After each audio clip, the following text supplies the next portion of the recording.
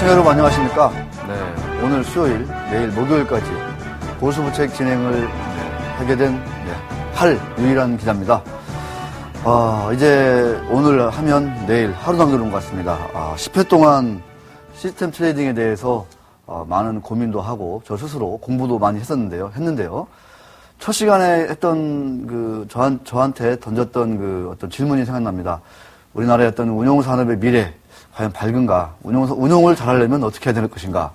그런 큰 질문 속에서, 최근 우리 시장에서 각광을 받고 있는 시스템 트레이딩은 도대체 어떤 운용 기법에 따라서 철학을 바탕으로 하는 것인가? 이런 것들을 좀 같이 공부해보자. 이렇게 말씀을 드렸습니다. 그 공부를 하기 위해서 우리나라에서 가장 시스템 트레이딩을 오랫동안 연구해 오시고 실전 운용에서도 가장 안정적인 좋은 성과를 내고 있는 우리 김학섭 스카이인베스텍 투자자문 대표님 모셨는데요. 자, 필명 크레벤님이라고 쓰고 계십니다. 이 업계에서는 다 아시는데 역시 좀 대중적으로는 인지도가 그렇게 높지는 않았었는데 방송 이후로 많이 좀 이렇게 얼굴이 알려지셨다니까 참 저도 뿌듯합니다. 자, 김학섭 대표님을 먼저 화면으로 만나보시겠습니다.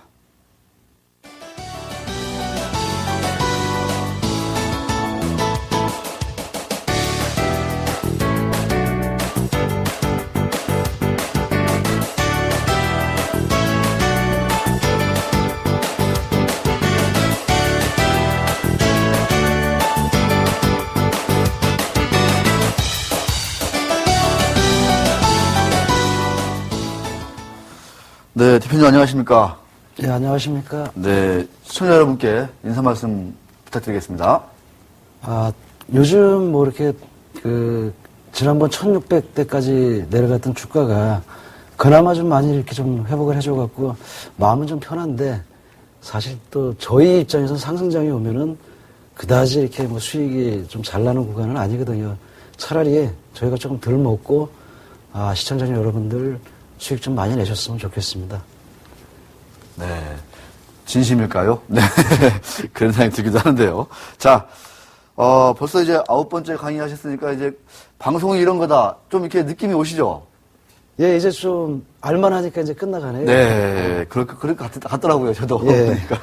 네. 자, 지난 시간 강의 내용, 거래기법을 시스템화 하는 거에 대해서 좀 강의해 주셨는데 짧게 좀 정리 요약 부탁드리겠습니다.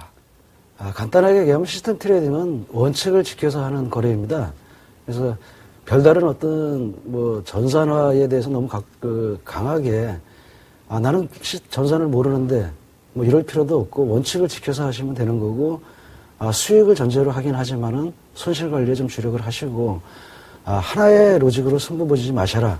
하나의 로직을 어떻게든지 잘 다듬어 갖고 이거 갖고 그냥 평생 벌어먹고 살아야지.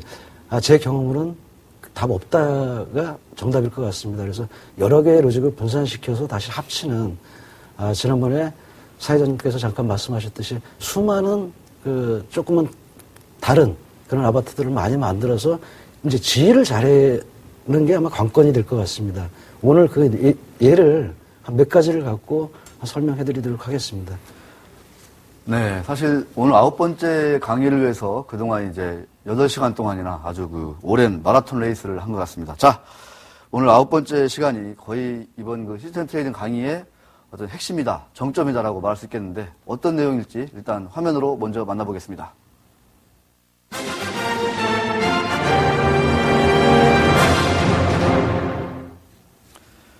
네, 시스템 트레이딩은 이러이러한 철학과 이러이러한 기법, 노하우, 로직을 바탕으로 이렇게 실전을 통해서 운영해 나간다는 내용을 말씀해 주실 것 같습니다.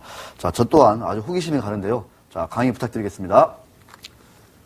이제 이번 시간이 아마 실질적으로는 마지막 시간이 될 것 같고 운영이라는 게 이제 그 마지막 단계인데 어떻게 하면은 여러분들이 갖고 계시는 그 원칙을 체계화 시켜갖고 운영의 묘를 잘 살려서 기왕이면 수익을 좀 극대화시키고 손실을 좀 극소화시키는 그런 방법을 어떻게 하면 찾을 수 있을까? 일단 잠깐 좀 예를 들어서 론칭을 하기 전에 그러니까 원칙을 검증도 해보고 결과도 그다지 나쁘지 않았을 때 실제 이제 돈을 걸고 계좌를 운영을 해야 되는데 그 돈을 걸고 하기 전까지 아마 제가 갖고 있던 몇 가지 생각, 여러분들도 혹시 이런 한번 시도를 해보셨을 수 있겠는데, 한 2가지 정도의 사례를 먼저 보고 그 결과를 과연 운영을 할 수 있는지, 아니면 어떻게 보완을 해야 되는지를 먼저 한번 살펴보도록 하겠습니다. 트레이딩을 하다 보면은, 다양한 생각들을 많이 할 수밖에 없습니다. 그러니까 뭐 매일 차트를 들여다보고 또 많은 자기 거래라든지 아니면 타인의 거래를 참조해서 많은 것들을 좀 연구하고 또 이렇게 고민을 하게 되는데, 한 가지 제가 한번 제안을 해보겠습니다. 어떤 봉 차트가 있을 때 제가 갖고 있는 아이디어는 이런 겁니다. 이게 양봉이라고 했을 때 여기 이 부분이 시가고 여기가 종가가 되고 고가가 되고 저가가 되는데, 중요한 건 어떤 아이디어였었냐면은, 제가 갖고 있는 생각은 몸통은 일로 보자. 몸통이 어차피 시가에서 종가를 끈다는 게, 나머지 고가를 갔다 오고 저가를 갔다 온 거는 어떤 의미는 분명히 있겠지만은 가중치 선정에서 어떻게 할 것인가 라고 봤을 때, 저는 예를 들어서 선물 가격이라고 하고요, 뭐 240이고 여기가 241이라면은 1포인트가 결국 오르고 끝난 거예요. 이게 1분 차트든 10분 차트든 별로 관계없이.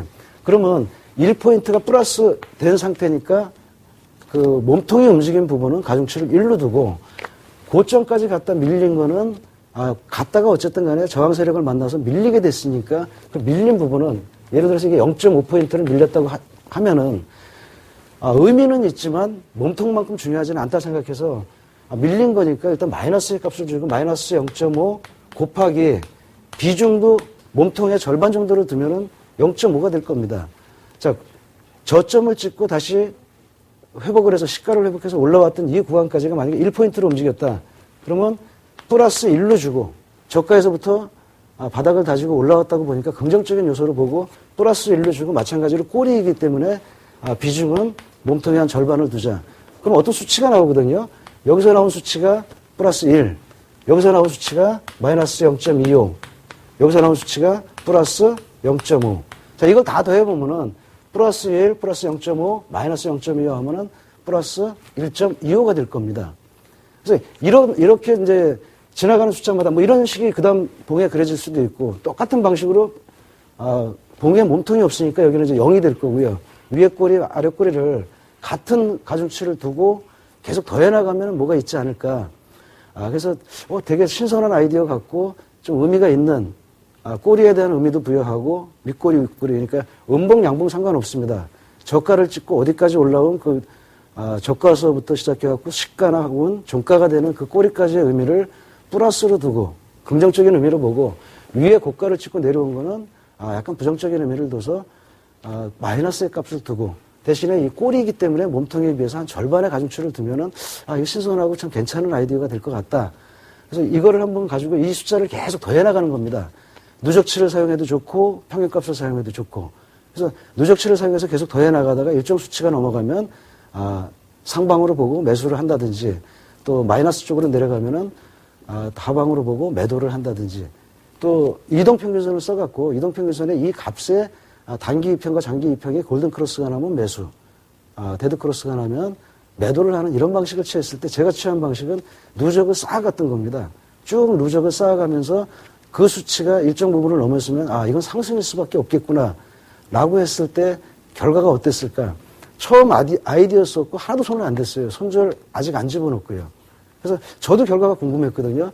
그렇게 됐을 때 과연 제 생각에는, 이렇게 하면 거래가 참 신선하고 결과도 상당히 좋을 것 같다라고 생각을 했는데, 잠깐 좀 그림을 보도록 하겠습니다.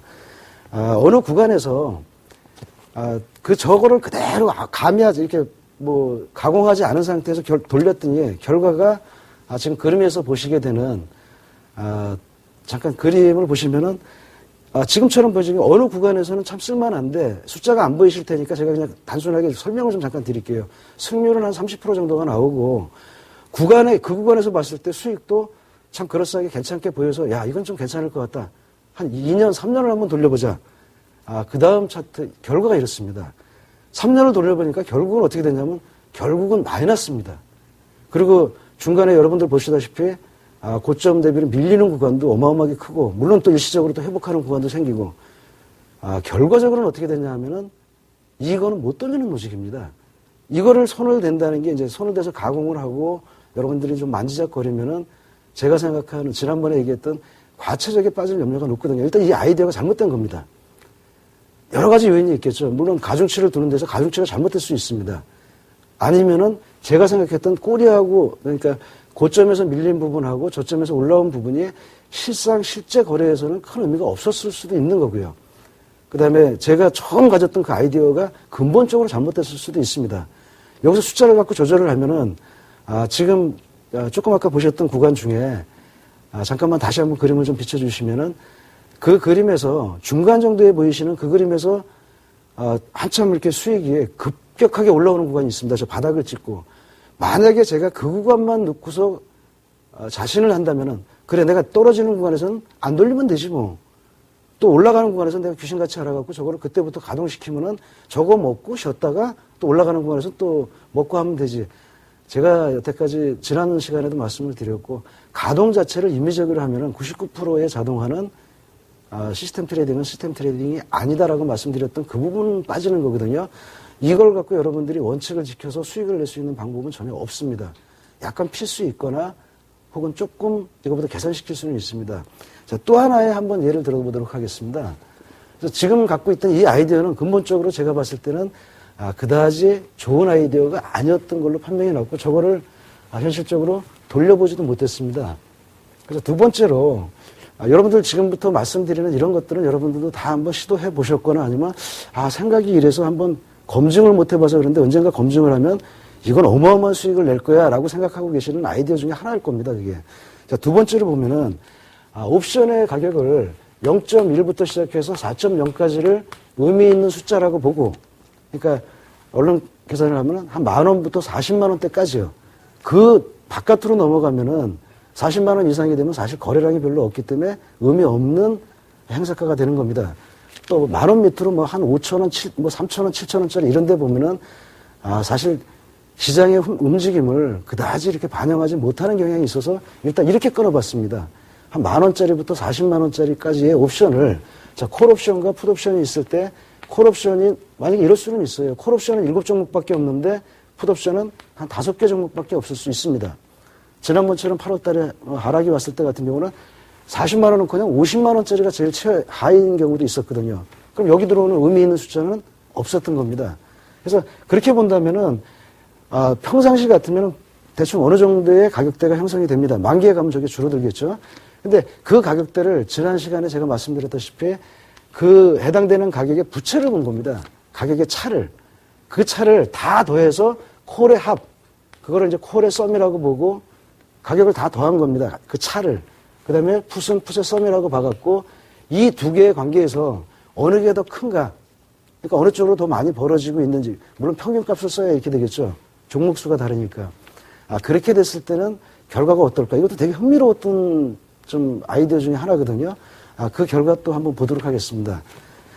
지금 이제 좀 차트에서 이렇게 보시면은 이것도 구간에서 봤을 때는 상당히 좋은 결과를 나타내 줬습니다. 제가 읽어드리겠습니다. 글씨가 잘 안 보이는 것 같아갖고 이거는 승률이 무려 54%에 육박했습니다. 그리고 구간별로 봤을 때는 이 정도면은 뭐 상당히 좀 괜찮은. 네, 그림을 한번 보여드리도록 하겠습니다. 비교적 아까보다는 그래도 훨씬 좀 어떻게 보면은, 이 정도는 그래도 돌릴만한 다른 로직으로 좀 보완을 하면 되니까요. 이거는 실제적으로 저희 회사에서도, 계속해서 돌아갔던 로직입니다. 지금도 운영이 되고 있고요. 그래서 이런 로직 같은 경우는 크게 바꾸지 않고 다른 로직으로, 여러분들이 중간 정도에 보이시는 그 부분이 아마 MDD가 될 텐데, 그 정도를 보완할 수 있는 로직은 또 다른 쪽에서 있으니까 대충 이 정도가 되면 돌릴 수 있다. 그래서 지금 현재도 돌리고 있는 로직 중에 하나입니다. 자, 이제 이렇게 나왔으면은 이제 여기까지 검증을 했고 더 이상 손을 대지 않았으면은 이제 런칭을 해야 되는데, 런칭을 한다는 얘기는 뭐냐면 과거의 데이터를 갖고 여태까지 검증을 다 해왔습니다. 런칭을 한다는 얘기는 계좌에 돈을 태워야 되는데, 이거는 제가 쓰는 방식이니까 여러분들 나름대로의 계좌의 특성, 자금의 특성에 따라서 맞게 선정을 하시면 됩니다. 저희는 실제 운영할 계좌의 10분의 1 정도를 포워드 테스트에 사용을 합니다. 그러니까 1억짜리 계좌 같으면 1,000만 원, 뭐 2억짜리 계좌 같으면 한 2천만 원 정도를 테스트하는 쪽에 씁니다. 그러니까 과거의 데이터가 아니고 손을 대지 않은 상태에서 지금부터는 이제 보는 겁니다.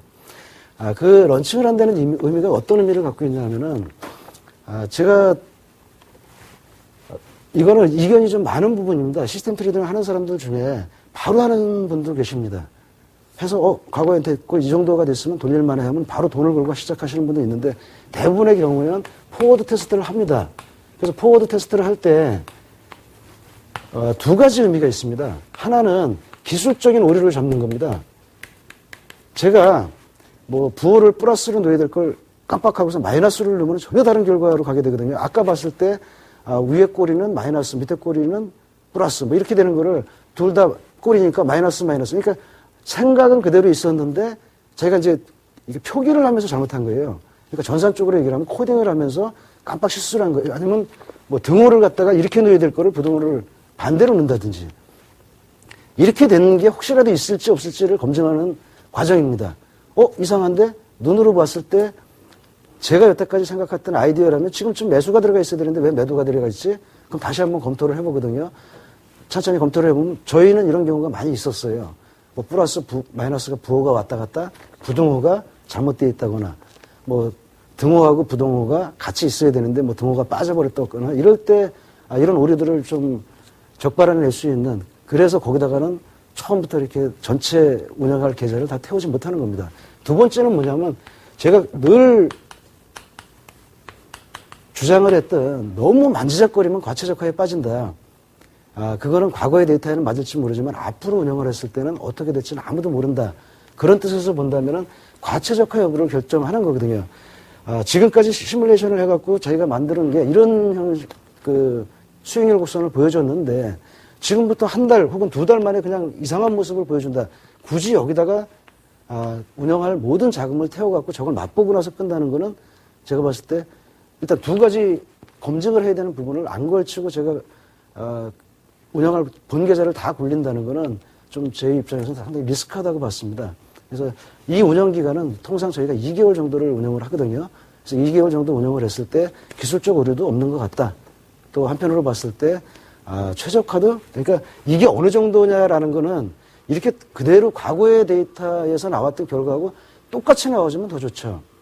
또 정말로 더 환상적인 건 뭐냐면 그거보다 더 좋게 나오면 더 좋죠. 그러니까 너무 터무니없이 더 좋게가 아니고 그거보다 늘 이렇게 꾸준하게 늘 좋은 모습을 한 달에 평균 한 1% 정도가 늘 이렇게 업돼갖고 좋게 나온다. 그러면은 되게 좋은 시스템 혹은 로직이고 그런 대부분의 경우는 이거보다 좀 못하거나 여기에서 검증되지 않았던 어떤 다른 손실 구간을 만나게 될 겁니다. 근데 과연 어디까지를 참을 거냐? 이거는 여러분들이 별도의 여러분들 운영 방식에 따라서 선택해야 될 건데 저희 같은 경우는 한 80% 선을 보거든요. 그러니까 기존의 어떤 유형에서 벗어나는 거에 80%. 검증을 어떻게 할 거냐? 뭐 MDD가 될 수도 있고요. ROA가 될 수도 있고요. MDD가 된다는 얘기는 과거에 최대 많이 손실이 나면은 선물 포인트를 10포인트가 났는데 예를 들어서 100%를 인정을 한다 그러면 10%가 손실이 나면 10%가 넘어갔을 때 중단을 하는 겁니다. 자, 두 번째 나오는 주제인데 그게 바로 뭐냐면 진행과 중단 원칙을 결정을 해야 됩니다. 이거는 제가 만드는 게 아니고 제가 아는 지인이 만들어서 쓰는 방식인데 제가 봤을 때 좀 약간 신뢰성도 있고 상당히 설득력이 있다는 부분인데 과연 그러면 과거의 시뮬레이션 결과에서 어느 정도가 됐을 때 그 매매 원칙을 중단을 하는 게 가장 좋은가? 분명히 말씀드리지만 이건 저는 그분한테서 들었던 얘기고 그분이 생각하는 게 저는 좀 일리가 있다고 생각을 했습니다. 그분은 어떻게 계산을 하냐면 백테스트를 했던 구간, 그러니까 2년을 백테스트를 했다면 자, 앞으로 내가 2년을 백테스트 했기 때문에 한 2년은 돌려보겠다. 이거를 벗어나지 않으면. 그러면 2년을, 이거는 시뮬레이션을 한 구간이요. 과거의 데이터를 갖고 만지작거린 구간. 자, 그거를 믿고 앞으로 내가 이 범위를 벗어나지 않으면 믿고 그냥 계속 돌리겠다. 라고 한 게 뒤에 오는 숫자입니다. 그러면 루트 4니까 2가 나오죠. 무슨 뜻이냐면은 200%의 범위를 벗어나지 않으면 돌리겠다는 뜻입니다. 예를 들어서 MDD가 최대 손실 구간이 한 10%가 나오는데 이따금 대비로 20%가 나올 때까지 그냥 믿고 가보겠다. 그러니까 과거의 시뮬레이션 구간 동안은 한 10% 정도 손실이 최대 손실이었었는데 한 15%까지 간다. 그냥 믿고 가보겠다. 기간도 앞으로 2년을 돌릴 거니까 한 20%가 나올 때까지는 그냥 가보겠다. 2배가 될 때까지요. 거꾸로 한번 예를 더 좀 여러분들한테 1년을 테스트하고 1년을 더 돌릴 거다. 그러면 루트 2가 되니까 1.413 이렇게 나올 게 될 겁니다. 140%라는 얘기입니다. 140%. 그러니까 과거에 MDD가 10%였다면 14%까지는 내가 허용하겠다 이런 뜻입니다. 이거 되게 일리가 있다고 생각을 하고 되게 어떻게 보면 좀 얼핏 봐서 되게 과학적인 것처럼 보여지는 정확하게 모르겠습니다. 이게 과학적인지 아닌지 이렇게 적어놓고 보니까 그럴싸하고 있어 보이긴 하는데 제가 봤을 때 이것도 저희 적용해봤는데 되게 좋은 방식입니다. 이런 경우도 있을 수 있잖아요. 3년을 시뮬레이션을 하고 3년을 시뮬레이션 해서 돌리는데 실제 내가 어떤 규정에 의해서 1년 정도는 이거를 내가 이 허용 범위를 벗어나지 않으면 그냥 돌리겠다 참고 그랬을 때는 이것도 마찬가지로 4가 나오니까 200%가 될 겁니다. 그러니까 이런 식으로 정한다는 거는 그게 논리적으로 설득력이 있다 없다고 상관없이 이렇게라도 원칙이 있어야 됩니다. 앞으로 자기가 돌리면서 그러니까 자기가 그 원칙을 준수해서 거래를 하면서 어떤 상황이 오면 나는 그거를 멈추겠다. 과거의 시뮬레이션 결과라든지 과거에 해왔던 어떤 결과치에 대해서 보여주는 거에 대한 데이터를 어디까지만 믿겠다라는 게 있어야 됩니다. 그 부분이 있으면은 어떤 좋은 영향이 있냐면은 여러분들이 가장 우를 범하는 것 중에 하나가 뭐냐면 레버리지 조절입니다. 장이 좋아지는 것 같으니까 시스템이 요즘 많이 수익을 내고 있으니까 확 올려. 야 투입 자금을 다 투입하지 뭐. 장이 좀 안 좋아지는 것 같으니까 한 50% 똑같은 신호가 나왔을 때 반만 들어가. 그게 레버리지 조절 혹은 지난번에 얘기했던 가장 원초적인 자금 관리입니다. 그 자금 관리를 이 방식을 택하게 되면 자동으로 하게 되어 있습니다. 여러분들이 한 10개 정도의 원칙을 갖고 뭐 이런저런 조합을 짜갖고 10개를 돌렸는데 저렇게 떨어져 나가는 애들이 계속 생겨나가면은 자동으로 여러분들의 계좌에 운영하는 베팅 수는 줄어들게 되어 있습니다. 그 베팅 수가 줄어들게 되어 있으면 자동으로 여러분들이 너무 과체적화가 되어 있거나 혹은 시장이 변해가고 있는 겁니다.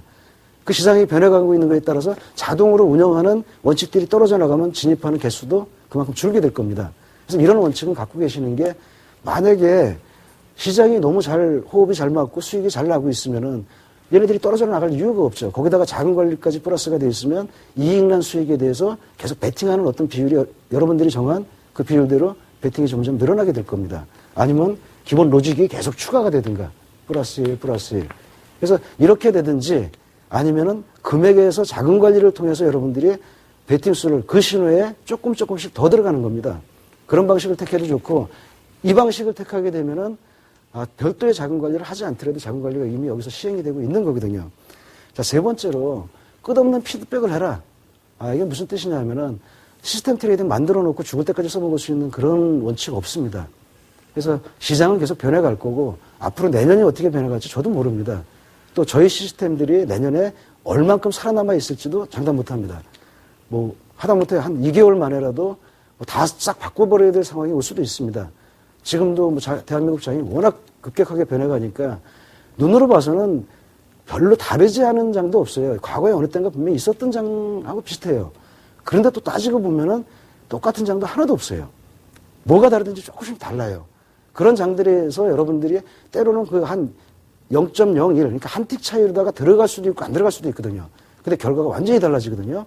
그거 하나 때문에 손절당하고 나는 손실로 끝났는데 그 손절 범위가 너무 짧았기 때문에 그날 사실 그 손절이 없었다면 큰 수익으로 끝날 수 있는 거를 안 할 수도 있게 되거든요. 근데 그런 것들을 여러분들이 계속 시장에 대해서 시장이 보여주는 어떤 충고라든지 교훈이 있을 겁니다. 손실로 보여주는 게 가장 강력한 충고고요. 무엇인가가 계속 맞지 않아서 손실이 계속 나고 있고 아까처럼 말씀드렸던 매매 원칙이 하나씩 자꾸 이거 과거의 그 데이터를 갖고 네가 만들어냈던 그 결과치하고는 전혀 다른 쪽으로 자꾸 보여주고 있으면은 뭐 눈물을 머금고 잘라내야죠. 잘라내다 보니까 이거 쓸 게 하나도 없다. 그렇다고 손 놓고 안 할 수는 없잖아요. 그럼 또 뭔가 새로운 것들을 만들어내고 또 데이터도 아마 이런 식이 될 겁니다. 예를 들어서 1년을 예를 든다면 1년치를 백테스트해서 앞으로 한 6개월을 돌리겠다. 실거래로 6개월, 그 다음에 과거의 데이터를 쓰는 건 1년을 쓰겠다. 그러면은 한 달이 지나가면 이만큼이 올 거 아닙니까? 그러면 이 데이터 버리고 이동평균을 만드는 원리하고 똑같습니다.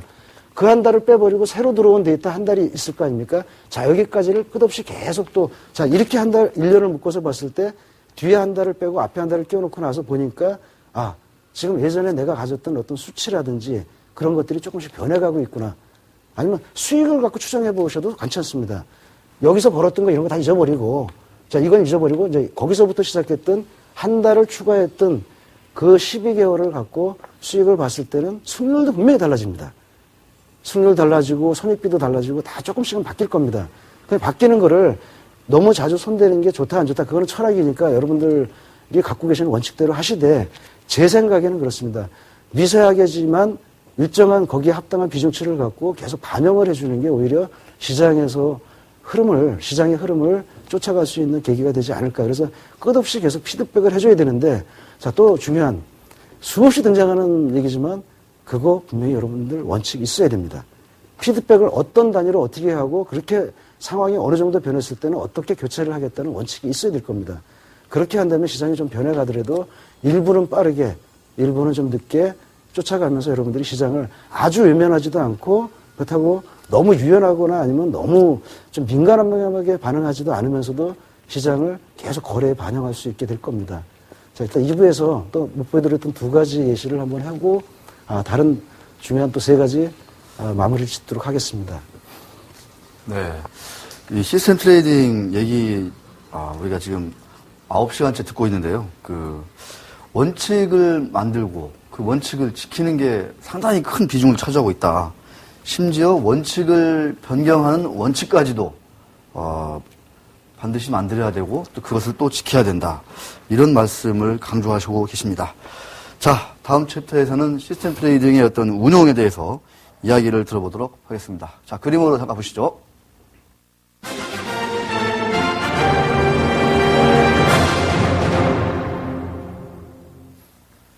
네. 어떤 그 다양한 아이디어를 상당히 오랫동안 검증을 했는데 그게 좀 잘 될 것 같았다 했는데 실제로 이제 돌려보니까 전혀 다른 결과들이 나오는 장면을 일부에서 잠깐 봤습니다. 자, 두 번째 차트에서 더 아주 흥미로운 그 그림들이 나올 것 같습니다. 자, 강의 부탁드립니다. 네, 아마 좀 지루하게 느끼실 수도 있을 거예요. 그러니까, 저 자식은 첫 시간부터 시작해갖고 계속 끝날 때까지 결국은 그거네. 원칙이고, 그 다음에 어떤 기본적으로 갖춰야 될 소양들만 계속 떠들고 있는데, 뭐냐 도대체 뭘 나한테 좀 실질적으로 좀 하나라도 좀 팁을 좀 줘라. 너만 또 특별히 보는 거 없냐. 이런 것만 알고 있으면 무조건 돈 버는 이런 방법 없냐. 제가 봤을 때는 기본이 일단 제일 중요하다고 생각합니다. 그리고 그 기본 위에서 바탕이 된 어떤 여러분들의 아이디어, 그 다음에 어떤 검증 절차, 그 다음에 여러분들이 세운 원칙, 자금 관리, 이런 것들은 하나하나씩 추가하는 겁니다. 그래서 처음부터 너무 많은 욕심을 부리지 마시고 자금 관리까지 완벽하게 다 갖춰놓고 시장에서 뭔가를 한번 시작해보겠다 하시면은 영원히 아마 거래를 하실 기회를 못 갖게 되실 수도 있습니다. 가능한 것부터 하나 하시고 그다음에 하나가 됐으면 또 하나 추가하시면서 궁극적으로는 자금 관리까지도 다 체계화를 하시면은 제가 봤을 때는 분명히 성공하실 수 있는 거래를 하실 수 있습니다. 자, 이제 아까 일부에서 두 개를 보여드렸고 이제 또 두 가지 정도의 이거는 이제 아까처럼 터무니없이 실패하는 그런 건 아니겠죠. 그러니까 제가 이제 갖고 나왔을 테니까. 자, 하나 이제 이번에 아이디어는 뭐냐면 제가 갖고 있는 생각은 저는 변동성하고 방향성은 너무 중요하다고 생각하는 변수 중에 하나거든요. 그래서 여러분들도 익히 알고 계시다시피 추세 추종을 하거나 저희처럼 데이 트레이딩을 하는 사람 입장에서 봤을 때 변동성이 커지면은 당연하게 무조건 이런 얘기는 아니지만 수익이 당연히 이렇게 좀 좋아지게 돼 있습니다. 변동성이 죽고 있으면은 저희가 수익을 내기가 너무 어렵습니다. 근데 이 변동성이라는 게 주가의 방향을 맞추는 것보다 엄청 힘듭니다. 여러분들 생각할 때 위로 갈 것 같아, 아래로 갈 것 같아. 그거 맞추는 것보다는 변동성이 좀 커질 것 같다, 작아질 것 같다가 쉬울 것 같다고 생각하시는데 더 어렵습니다. 변동성을 맞출 수 있으면은요, 레버리지 조절이나 자금 관리를 자유롭게 하실 수 있게 돼요. 변동성이 커질 것 같으니까 올려. 근데 정말로 커졌으면은 이 사람 배팅 너무 잘하는 겁니다. 그냥 로직이야 대충 그냥 변동성 커지면 수익 나는 그 정도 로직 갖고 계시면 돼요. 근데 이거 정확하게 예측하실 수 있다면은 자, 레버리지 100, 레버리지 20. 그러면 이 사람은 다른 걸 다 제껴놓고 자금 관리에서 월등한 노하우를 갖고 있게 되는 겁니다.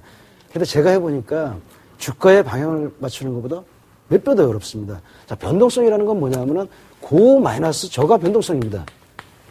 일간에서 오늘 최고 올라갔던 부분하고 가장 많이 떨어졌던 부분에 그게 바로 변동성이거든요. 방향성이라는 거는 종 마이너스 C입니다. 물론 음봉이 될 수도 있고 양봉이 될 수도 있는데 예를 들어서 이게 일봉 차트라고 본다면 자, 이 폭이 바로 변동성입니다. 이 폭이 양봉이든 음봉이든 상관없이 이 폭이 방향성입니다. 자, 이 폭이 변동성이 되는 거고. 그런데 어떤 아이디어를 갖고 있었냐면 제가 저 변동성 대비 방향성이 어느 정도가 나왔을 때 내가 거래를 들어가고 그 방향을 쫓아가는 지난번에도 한번 잠깐 예시를 해드렸던 거거든요. 전일 변동성을 갖고 와서 오늘 변동성을 첨주해서 거래하는 방식을 한번 소개해드렸을 겁니다. 근데 이거는 그날 거를 보는 겁니다. 그러니까 전일 변동성 대비 오늘 변동성 이런 게 아니고 변동성 대비 방향성. 그러니까 변동성을 방향성으로 나눠주면은 이거는 최대 값이 1이 나오게 되어 있습니다.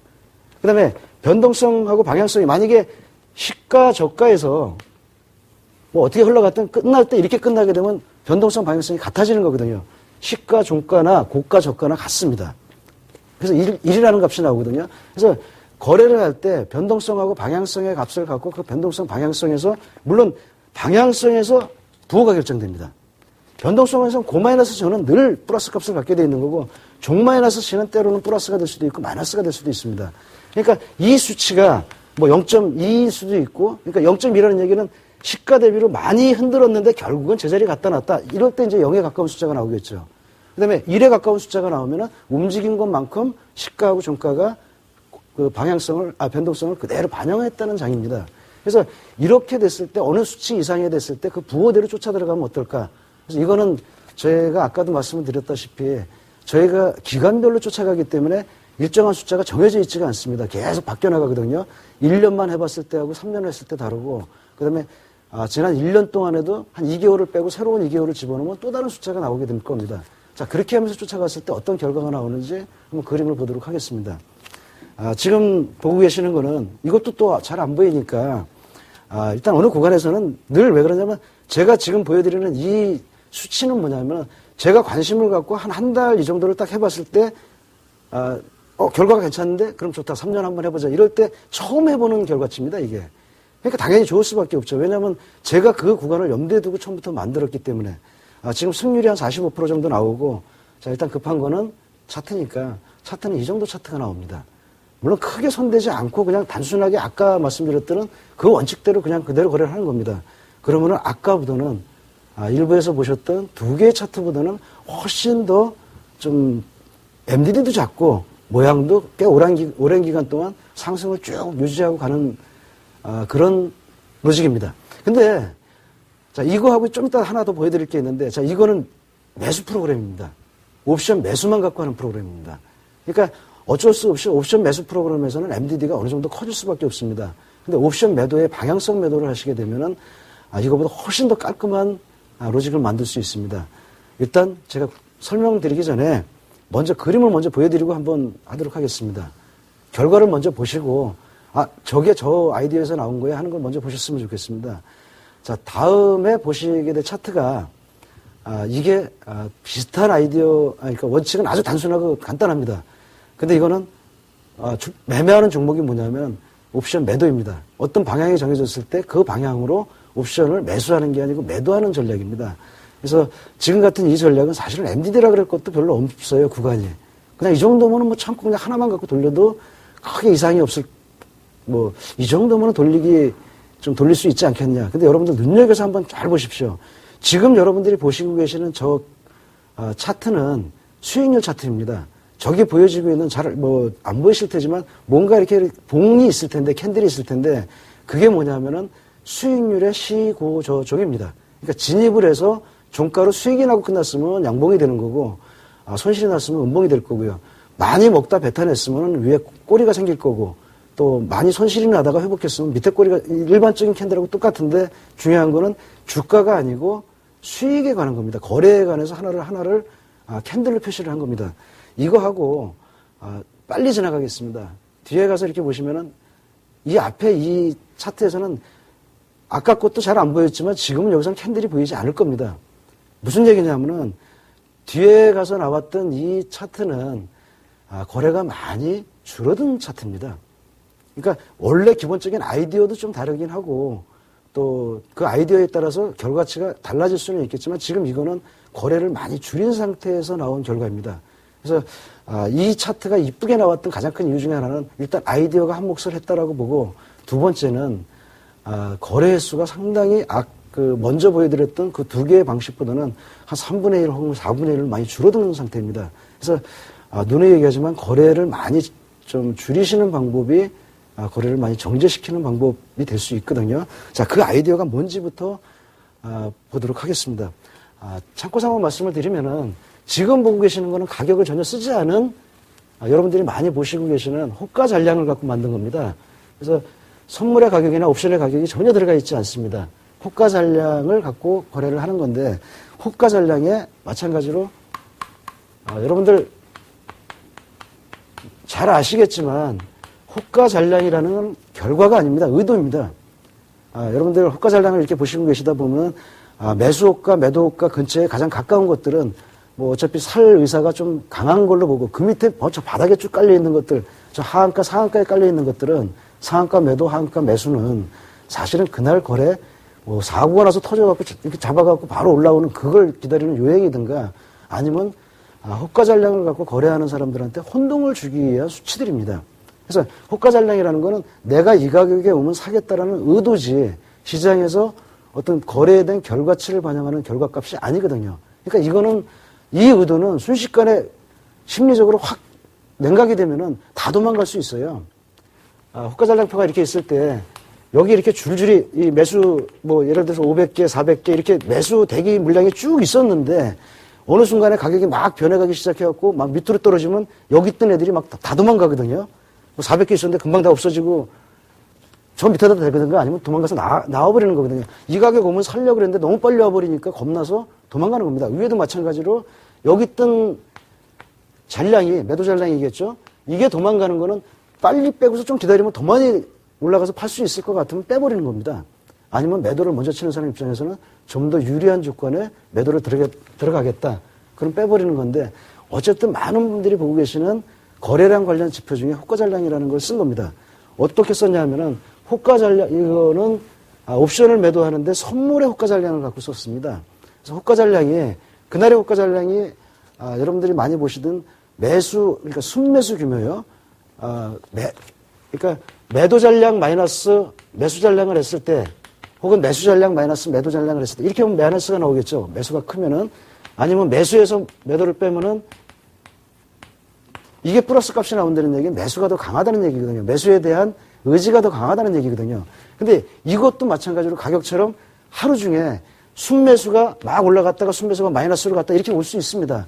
그러면 이 매수 잔량의 순매수 잔량의 고가라고 얘기하면 좀 이상하고 그 고가 있을 겁니다. 또 저가 있고 그 부분에서 그날 매수 잔량의 고에서부터 얼만큼 내려오고 저에서부터 얼만큼 올라온 거 비중치 두는 거는 저희는 방식이 거의 비슷하거든요. 고에서 내려온 건 마이너스, 부정적 의미니까 마이너스를 주거든요.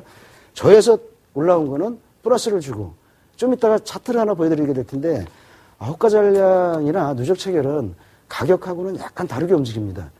때로는 휩소를 피해갈 수도 있고, 가격은 가만히 있는데, 호가 잔량 혼자서 뭐 난리치고서 갈 때도 있습니다.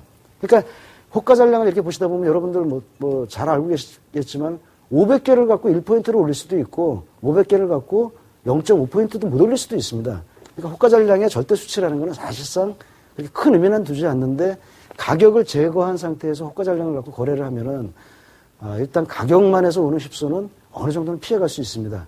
그러나 여기도 함정이 있는 게 호가 잔량의 함정은 그대로 남습니다. 그래서 순수하게 지금 아까 보여드렸던 그 차트는 호가 잔량의 고하고 저만 갖고 고에서부터 얼만큼 내려왔는지 저에서부터 얼만큼 올라왔는지 그리고 하나의 아이디어만 거기다 더 보태보겠습니다.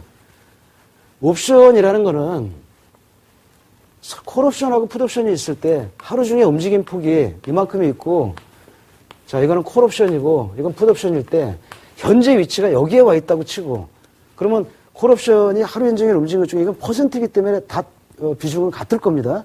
가격대가 좀 달라도 자 콜옵션이 고가에서부터 이만큼 내려와 있고 저가에서부터 이만큼 올라와 있는 위치에 있다면은 풋옵션은 당연히 절반 이상에 와 있어야 됩니다. 콜옵션이 이만큼 고가 대비로 빠져 있고 고가 대비로 예를 들어 60%가 빠져 있고 저가 대비는 40%가 올라와 있다면은 정상적인 범위라면은 풋옵션은 고가 대비로 40%가 내려와 있고 저가 대비로는 60%가 올라와 있어야 맞습니다. 그런데 일반적으로 이렇게 되지 않습니다. 콜옵션이 저가 대비로 올라온 것보다 고가 대비로 내려온 게 많은데도 불구하고 이거는 이 수치가 아니고 예를 들어서 한 50, 밑에서 저점에서 올라온 것도 한 50. 자, 이거를 약간 가미를 한 겁니다. 이 숫자의 개념보다 높아지면 들어가고 낮아지면 이거 매도기 때문에 낮아졌을 때 들어가는 거거든요. 지금 봤을 때 이 정도가 된다면 매도해도 괜찮습니다.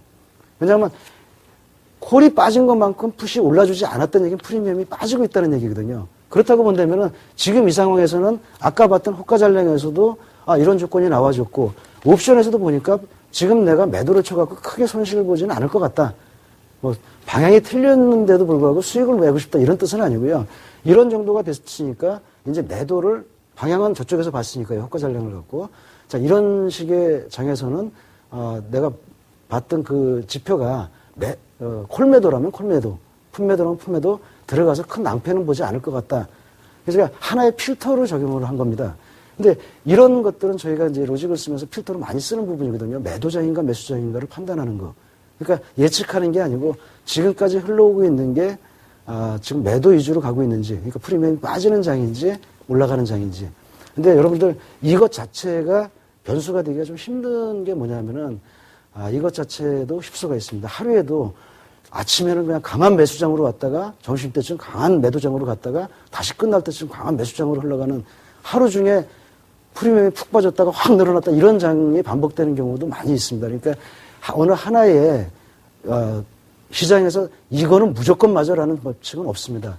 자 그리고 이 결과치는 아까 잠깐 보여드렸는데 그 결과치를 보여드리고 나머지 이제 저희가 쓰는 것 중에 여러분들이 좀 참조하실 만한 차트를 한 2개나 3개 정도 더 준비를 해갖고 왔거든요. 잠깐 차트를 또 보시도록 하겠습니다.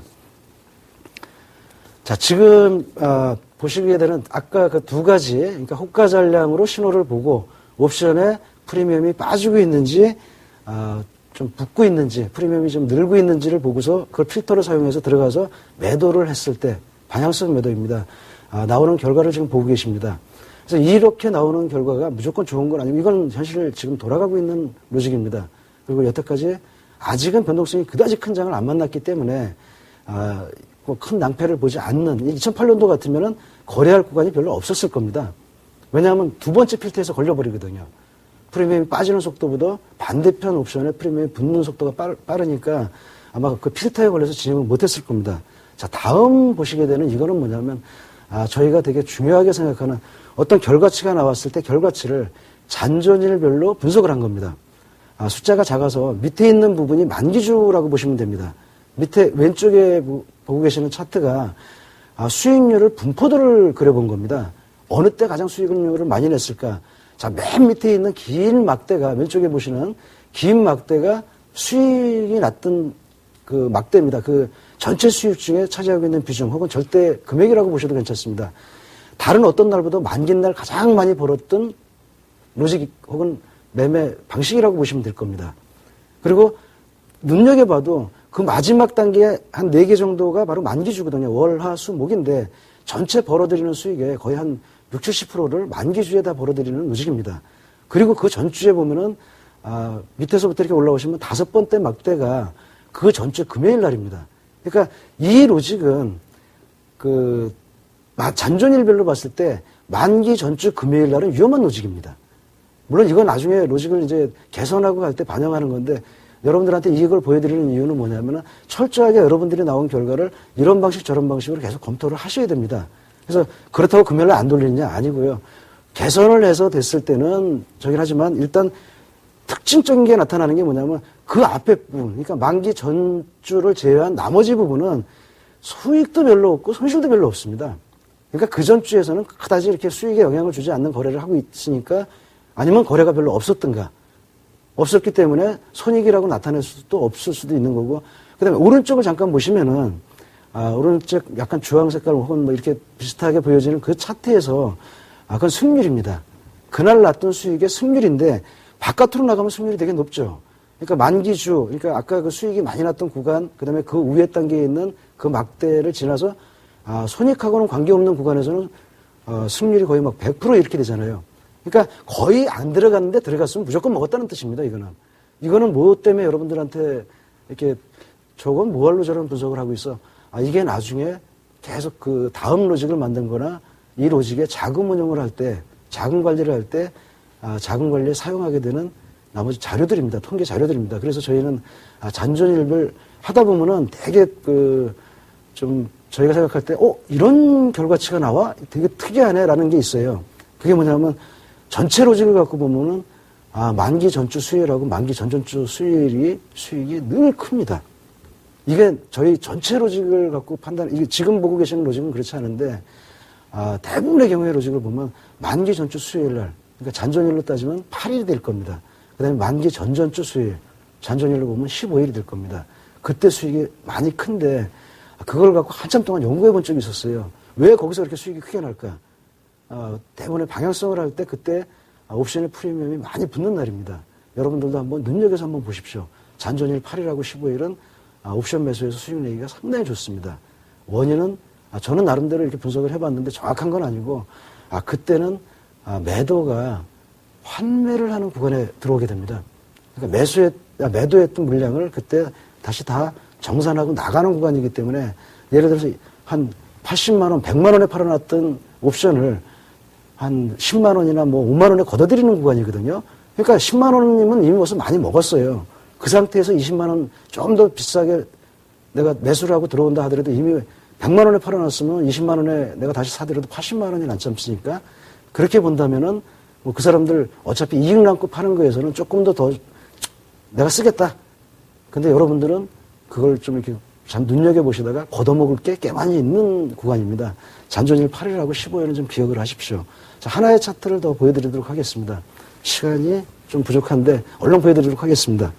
잠깐 보시면은 지금 이거는 여러분들이 눈에 안 보이시는데 뭐 결과치가 나오는 부분입니다. 그 결과치가 나오는 데서 그 결과치 날짜, 거래한 날짜를 찍으면은 이게 그날의 움직임입니다.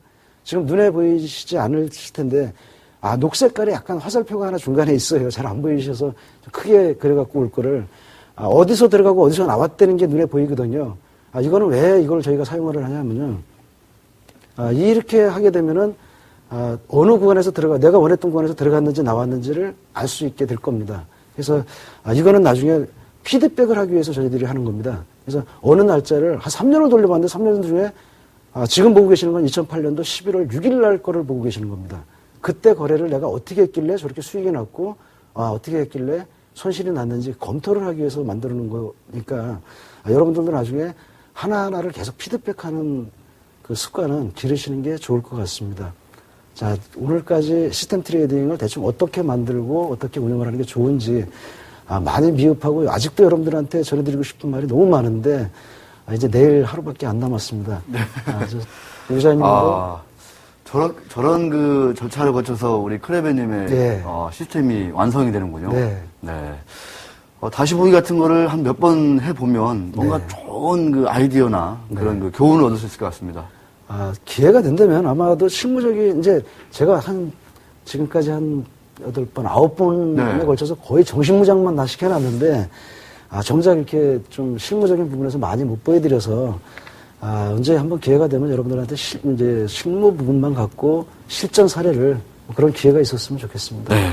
자, 내일 강의는 특별하게 우리 시청자 여러분의 참여로 이루어집니다. 지금 7분 정도가 다 지금 신청을 해가지고 7분을 스튜디오에 모시고 네, 우리 크레벤님과 질의응답하는 그런 시간을 아주 특별히 마련했습니다.